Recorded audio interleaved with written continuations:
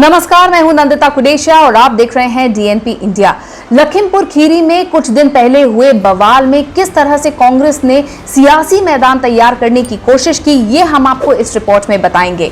एक तरफ जहां प्रियंका गांधी वाड्रा हरियाणा के पूर्व मुख्यमंत्री भूपेंद्र सिंह हुड्डा के बेटे और जाट समुदाय से आने वाले दीपेंद्र हुड्डा को साथ लेकर लखीमपुर खीरी के लिए निकली, तो वहीं दूसरी तरफ कुर्मी समाज से आने वाले भूपेश बघेल और जाट सिख समुदाय से आने वाले पंजाब के उप मुख्यमंत्री सुखजिंदर सिंह रंधावा को मैदान में उतार दिया गया। इस तरह कांग्रेस उत्तर प्रदेश में बिगड़े समीकरण को दुरुस्त करने की कोशिश कर रही है। सियासी बवाल के बीच में पंजाब के उप मुख्यमंत्री सुखजिंदर सिंह रंधावा के साथ ही हाल ही में उत्तर प्रदेश के ऑब्जर्वर बनाए गए छत्तीसगढ़ के मुख्यमंत्री भूपेश बघेल ने लखीमपुर खीरी जाने का ऐलान कर दिया।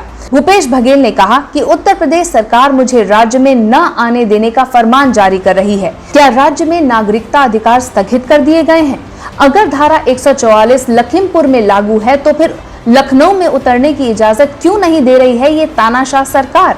इससे पहले भूपेश बघेल ने कहा था कि मैं किसान का बेटा हूं और किसानों का दर्द समझता हूं।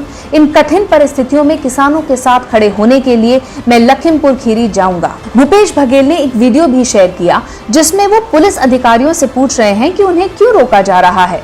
भूपेश बघेल ने कहा कि वो लखीमपुर खीरी नहीं जा रहे हैं, उन्हें सिर्फ प्रियंका गांधी से मिलने के लिए सीतापुर जाना है, फिर भी उनको रोका जा रहा है, जबकि धारा 144 लखीमपुर खीरी में लागू की गई है। भूपेश बघेल सोमवार को ही लखीमपुर खीरी जाना चाहते थे, लेकिन सोमवार को भूपेश बघेल के विमान को सरकार ने लखनऊ में लैंड करने की इजाजत नहीं थी। इसके बाद भूपेश बघेल पहले दिल्ली लैंड किए और उसके बाद वो वहां से लखनऊ गए। बताया जा रहा है कि यूपी में भूपेश बघेल के चेहरे के जरिए कांग्रेस पिछड़े वर्ग के मतदाताओं के ध्रुवीकरण की कोशिश कर रही है। भूपेश बघेल देश के कुछ उन गिने चुने मुख्यमंत्रियों में से एक हैं जो ओबीसी से हैं और साफ तौर पे कृषक पृष्ठभूमि से आते हैं। ऐसे में चुनाव अभियान से भूपेश बघेल का जुड़ना कांग्रेस के एजेंडे में फिट बैठता है। दरअसल लखीमपुर खीरी का इलाका कुर्मी बहुल और सिखों के प्रभाव वाला माना जाता है। पीलीभीत, शाहजहांपुर, बरेली और लखीमपुर और इसके अलावा पूरे तराई वाले इलाके के अंतर्गत आने वाली सीटों पर सिख मतदाता काफी ज्यादा संख्या में हैं। सिखों के अलावा इस इलाके में कुर्मी समाज का भी काफी ज्यादा सियासी दबदबा है। साल 2014 से पहले लखीमपुर खीरी में कुर्मी समाज से आने वाले नेता ही सांसद थे, लेकिन इसके बाद मोदी लहर में अजय मिश्रा टोनी बीजेपी से जीत रहे हैं।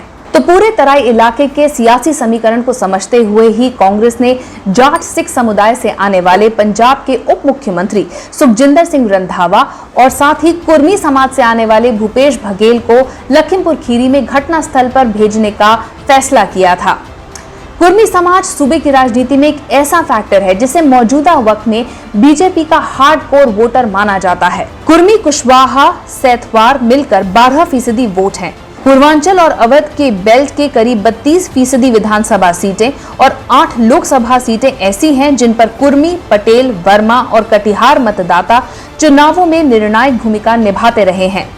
पूर्वांचल के कम से कम 16 जिलों में कहीं तो 8 तो कहीं 12% तक कुर्मी वोटर्स राजनीतिक समीकरण बदलने की हैसियत रखते हैं।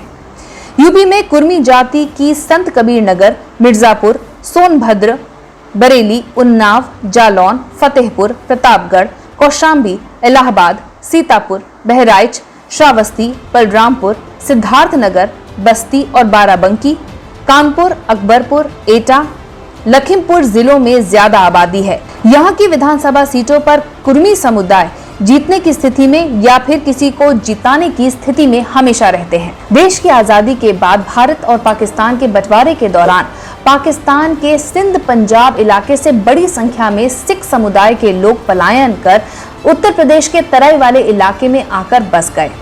तराई में उपजाऊ जमीन की नब्ज पहचान कर सिख समाज के लोगों ने वहां पर जमीन को इतना उपजाऊ बना दिया कि वो सोना उगलने लगी।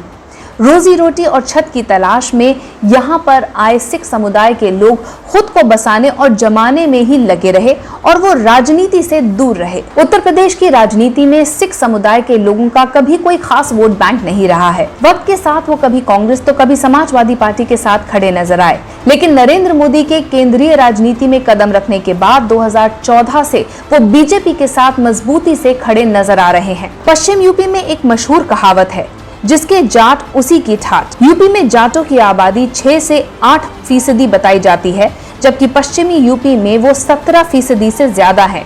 ऐसी 18 लोकसभा सीटें हैं। सहारनपुर, कैराना, मुजफ्फरनगर, मेरठ, बागपत, बिजनौर, गाजियाबाद, गौतम बुद्ध नगर, मुरादाबाद, संभल, अमरोहा, बुलंदशहर, हाथरस, अलीगढ़, नगीना, फतेहपुर सीकरी और फिरोजाबाद, जहां जाट वोट बैंक चुनावी नतीजों पर सीधा असर डालता है। विधानसभा की बात करें तो 120 सीटें ऐसी हैं जहां जाट वोट बैंक असर रखता है। तो इन सब सियासी और जातीय समीकरण को समझते हुए ही कांग्रेस अपनी रणनीति को उत्तर प्रदेश में साफ तौर पर तैयार करती दिखाई दे रही है। हमारी इस रिपोर्ट के बारे में आपकी क्या राय है, कमेंट सेक्शन में जरूर लिखिएगा। साथ ही अब तक अगर आपने हमारा चैनल सब्सक्राइब नहीं किया तो जल्द ही इसे सब्सक्राइब, लाइक और शेयर कीजिए। नमस्कार।